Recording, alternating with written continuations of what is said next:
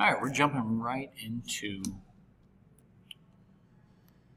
graphs of some of the other trig functions, and if you need to refresh anything from section 7 with what it means to be tangent, cotangent, secant, and cosecant, well, here's a quick reminder as well, is that secant is the reciprocal function of cosine.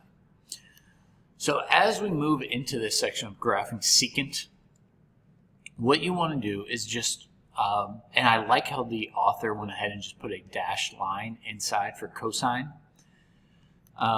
because if you think about, okay, well, if cosine of 0 equals 1, just hypothetically, cosine of x equals 0 is equal to 1. That's true. It's on the unit circle. If you don't believe me, it's right here.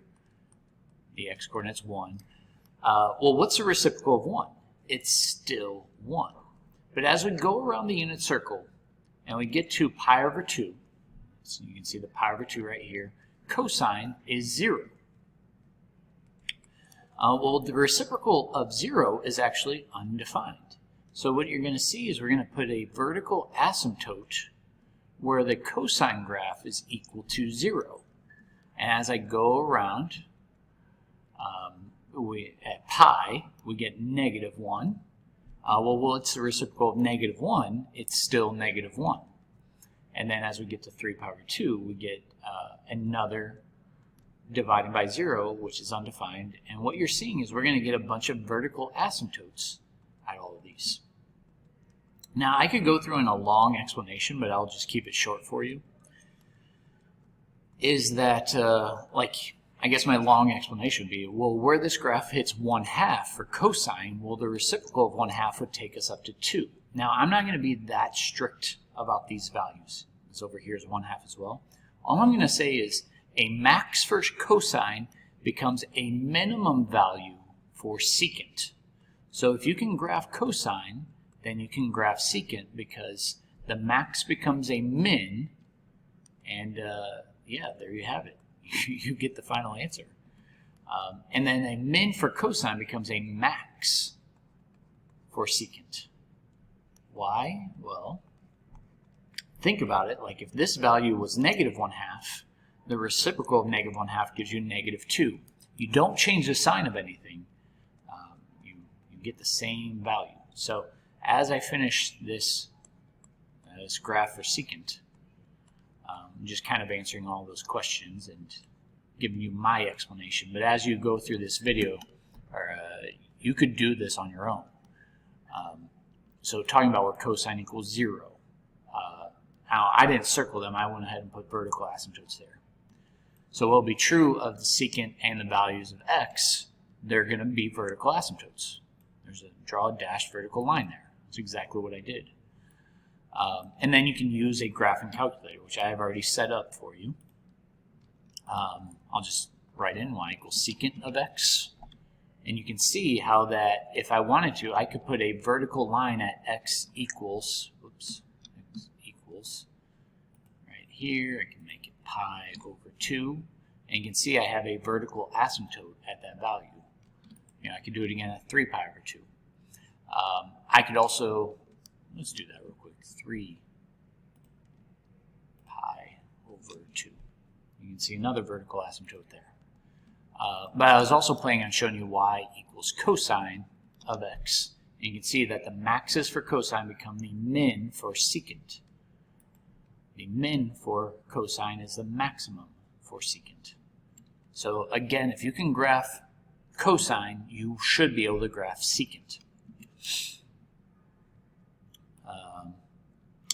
And then the other pieces, algebraically explain why secant fails to have any x-intercepts.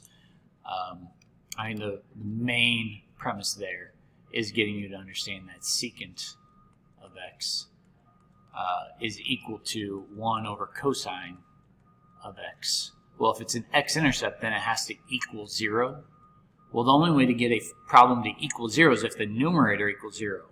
Well, can 1 ever equal 0? Never. No, not possible. So kind of a simple explanation for that.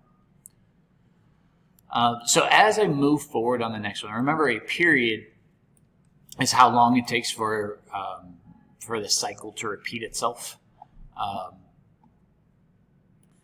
So in other words, if I look at this, the easiest way of answering this is the second time that y equals 1 for the secant function occurs at 2 pi units.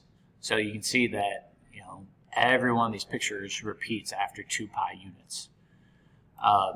So that's just your quick answer for this. Just so you know, and you can memorize this, there's nothing wrong with memorizing it. The period for secant, cosecant, sine, and cosine are all the same. They're all 2 pi because that's how long it takes to repeat.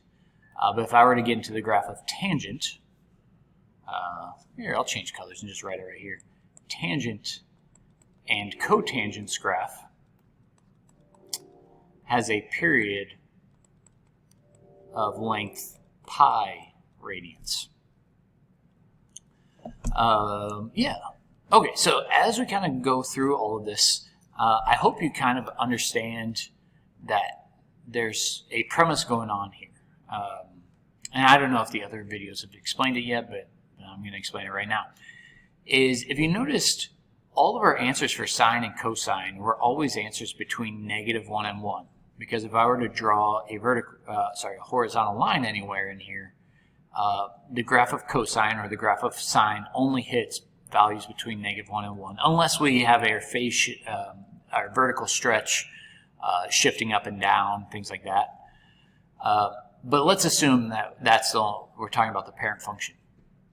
So all the values for sine and cosine have to be between -1 and 1. And that also should make sense because if you were to look at a right triangle, the hypotenuse is always the largest side. Well, just remember that sine of an angle is always equal to a smaller side over the largest side. And I could say the same thing for cosine, because cosine is adjacent over hypotenuse. So these numbers have to be, and I'll just do absolute value, smaller than 1, because the hypotenuse has to be the largest side. Well, if I flip that, whether I'm talking about cosecant or secant, cosecant of theta or secant of theta, well, if I flip these, and I'm doing the reciprocal, then I need to get answers that are bigger than 1.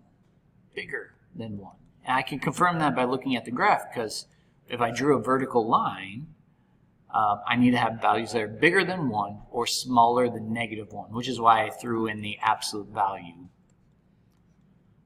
in here. So as I look at all of my possibilities, I should write or equal to, because they can be equal to 1, just like sine and cosine, as far as the unit circle goes, can equal 1.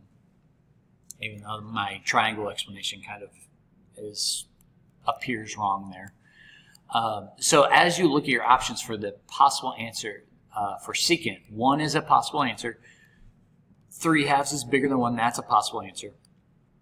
-5/4 is smaller than -1, so that's a possible answer. So which one could it not be? It's 1/2.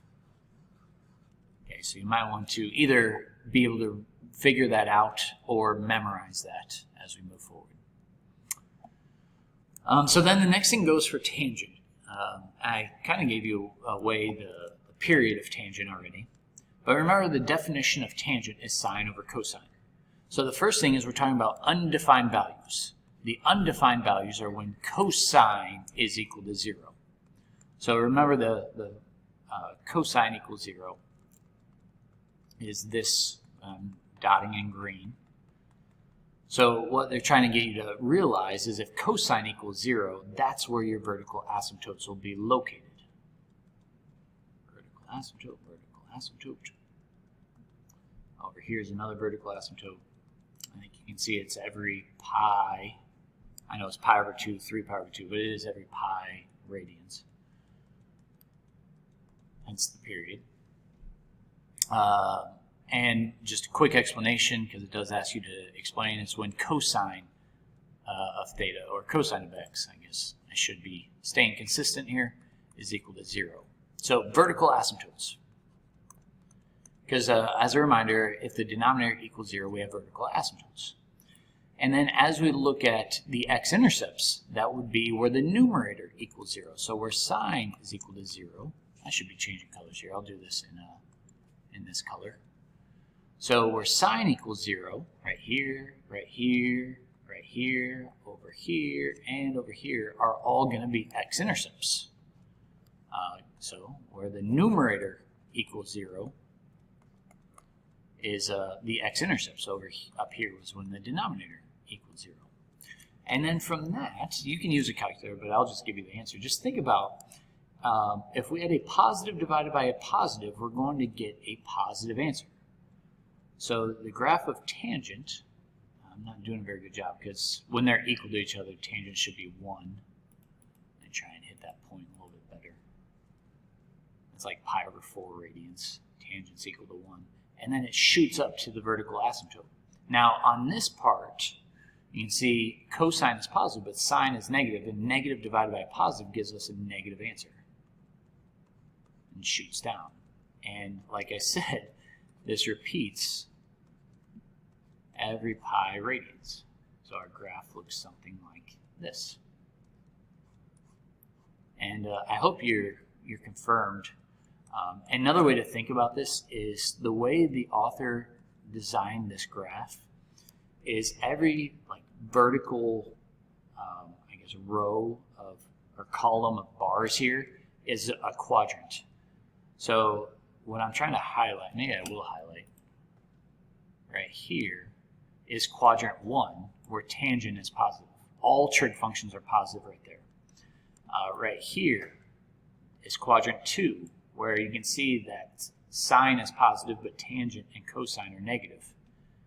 Right here is quadrant 3 where sine and cosine are negative and then tangent is positive. And then quadrant 4 you can see over here where cosine is positive but sine and tangent are negative.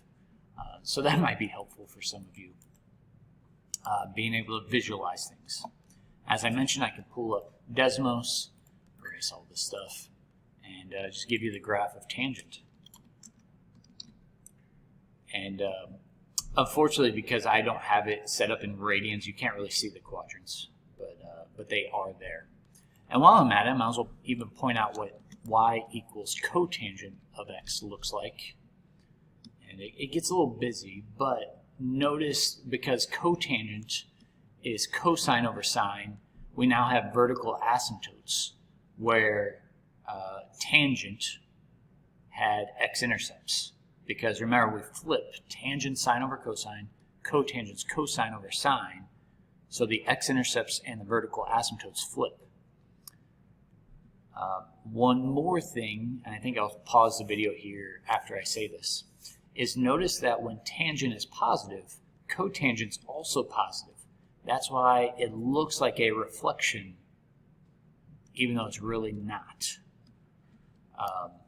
It looks like tangent and cotangent reflect over each other. But you can confirm other things, like remember I said that tangent of pi over 4 is equal to 1. Well, cotangent of pi over 4 is also equal to 1. So a lot of these things should be making sense. But like I said, I'm going to pause the video and I'm going to finish up in a second one for you.